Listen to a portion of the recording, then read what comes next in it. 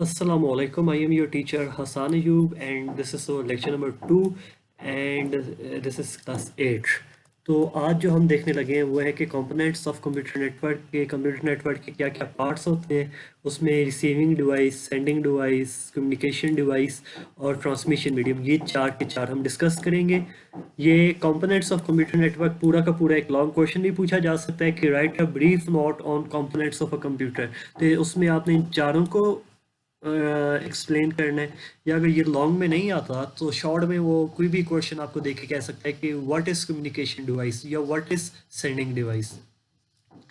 तो आइए स्टार्ट करते हैं। पहला क्वेश्चन अगर लॉन्ग के पॉइंट ऑफ व्यू से या शॉर्ट में भी इवन वो आपसे पूछ ले कि what are the components of computer network, तो उसका आंसर क्या बनेगा, क्या लिखेंगे, तो वो डिस्कस करते हैं। A computer network consists of following four basic components। कि कंप्यूटर नेटवर्क के अंदर चार कंपोनेंट्स होते हैं, चार पार्ट्स होते हैं, चार जुज होते हैं जिनको मिलाने से हम एक नेटवर्क बना सकते हैं। First one is sending device, second one is receiving, third is communication और आखिरी कौन सी होती है? ट्रांसमिशन डिवाइस होती है। तो सेंडिंग डिवाइस स्टार्ट करते हैं। अ डिवाइस, अच्छा एक और चीज़ याद रखिएगा कि ये आपने ये नहीं कहना कि वो शख्स जो डाटा भेज रहा है वो सेंडिंग डिवाइस कहलाएगा। लोग नहीं होते, इंसान नहीं होते डिवाइसेस। ये जो कंप्यूटर होते हैं, ये जो आपके मोबाइल्स होते हैं, ये जो आपके लैपटॉप्स होते हैं, इनको हम कहते हैं कि ये सेंडिंग डिवाइस है, ये रिसीविंग डिवाइस है। ठीक है। A device which is used to send messages, data or information to other devices connected to a network। मतलब नेटवर्क के अंदर अगर एक डिवाइस दूसरे कंप्यूटर पे कोई पैगाम, कोई डाटा या इंफॉर्मेशन भेज रही है तो उसको हम क्या कह देंगे? डिवाइस को सेंडिंग डिवाइस कह देंगे। In a computer network a sending device is usually a computer.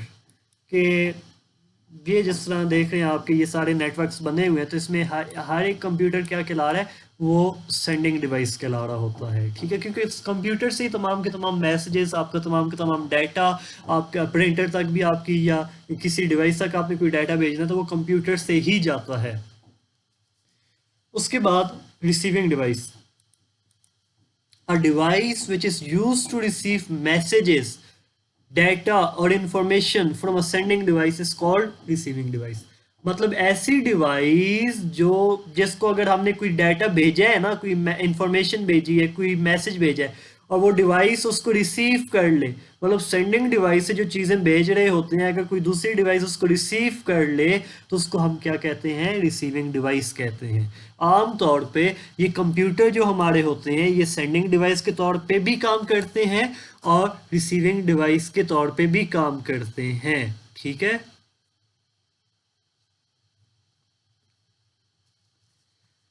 उसके बाद the receiving device could be a computer.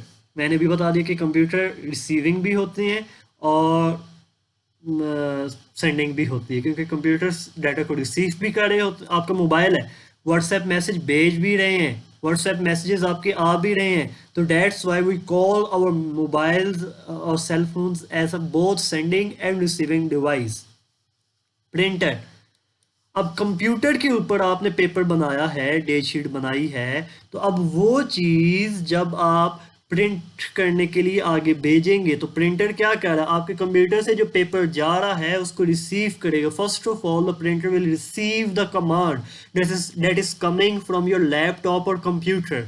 तो जब प्रिंटर तक वो कमांड या वो जो भी पेपर होगा वो पहुंचेगा तो printer will print it out in a hard form. Paper के ऊपर वो प्रिंट निकाल के आपको दे देगा। फर्दर स्टोरेज डिवाइसेस, आपकी यूएसबी वगैरह, आपकी सीडीज, वो भी डाटा को रिसीव कर रही हैं। ठीक है। मेमोरी कार्ड के ऊपर आप डाटा को भेजते हैं, ठीक है, सेव करवाने के लिए। Communication devices, communication devices are used for communication between the computers and other devices।